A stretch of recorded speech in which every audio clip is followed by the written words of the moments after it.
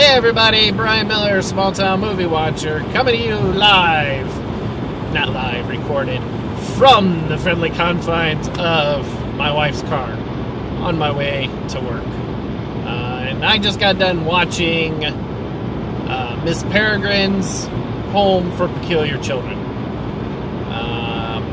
This movie was rated PG-13, lots of violence in it. And it was directed by Tim Burton, and one of the starring character is Samuel L. Jackson as a bad guy, and then a whole bunch of other people. So there's that.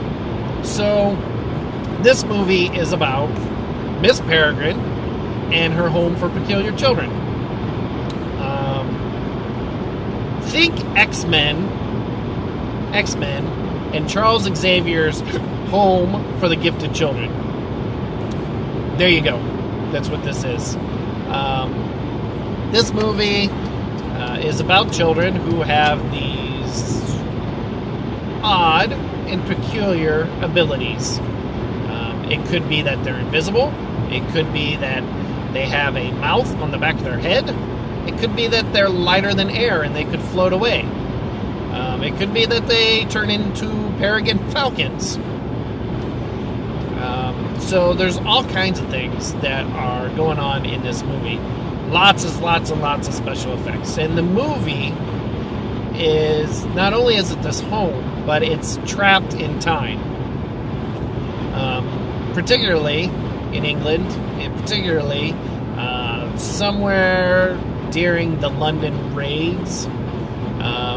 So these children are trapped in time at that point, and every night Miss Peregrine, the Falcon Lady, rolls back time so that just before their place is hit,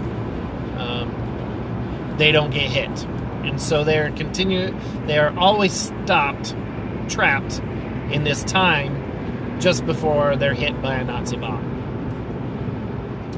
So, what was the good parts of this movie? There is a lot of really good effects in this movie. Tim Burton does a fabulous job with effects, and I think that this is really a good one as well. I think that a lot of the acting is done by kids. The major bad guy, like I said, is Samuel L. Jackson, and Miss Peregrine. Man, what is her name? It's not Charlize Theron, but I can't remember her name. Anyway, that's really it for the adult side. The kids are the stars of this movie. And so it really is for kids and acting. I think that they did a really good job. I mean, you're not expecting Oscar-worthy performances, but I think that they did a good job. The scenery was excellent. The story was okay. The story kind of went because you get interested in a part, and then it kind of just peters out and nosedives, and then it comes back, and it's like, oh, I'm really interested in this again, and then it goes down, and then it comes back, and you're like, oh, I'm really interested, and then it's gone. So the story was so-so, what can I say? But again, the scenery was good, the effects were great, the kids did an excellent job acting. So overall, I give this movie a solid. You should probably see it, but that's up to you. I'm not going to tell you that you should go get lost in this movie. It did have a chance at the movie theater, and it wasn't well received. It came out during the summertime. Did it come out summer or fall? I definitely missed it though.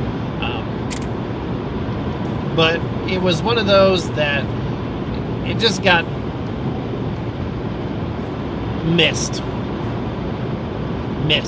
because there was just too many other movies that were there.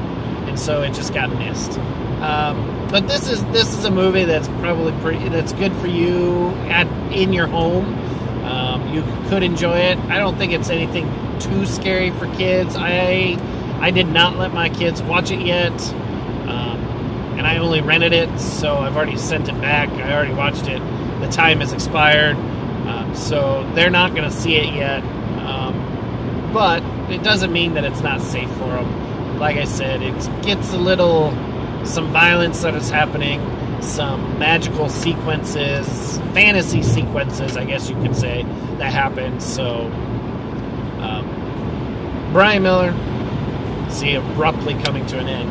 Brian Miller, the small town movie watcher. I just got done watching Miss Peregrine's Home for Peculiar Children, rated PG-13, from Tim Burton. And I think that this is a movie that you could get lost in. Right now, you can find it on your favorite video-on-demand service, your video store, or even the Redbox. So thanks a lot, everybody, and we'll talk to you again soon.